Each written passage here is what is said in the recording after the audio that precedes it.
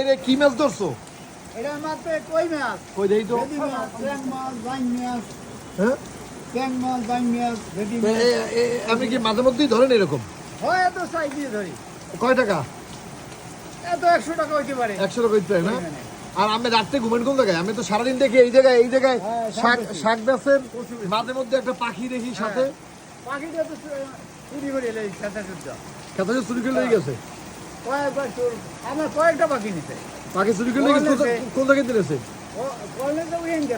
আর পাখি নিতে কোন জায়গায় দিয়া? পাখি নিতে কোন জায়গায় দিয়ে? দিয়া পাখি নিতে ওই বাসায় করে। বাসা করে না? মামুন মেয়েটা আর আমি রাত্রে ঘুমেন কোন জায়গায়? ওই মামুন মেয়েটা বাসা আছে মাইকা। ও আচ্ছা আচ্ছা, ঠিক আছে। 100 টাকা হইলে মাছটা বিক্রি করে ফেলাইবেন। ঠিক আছে।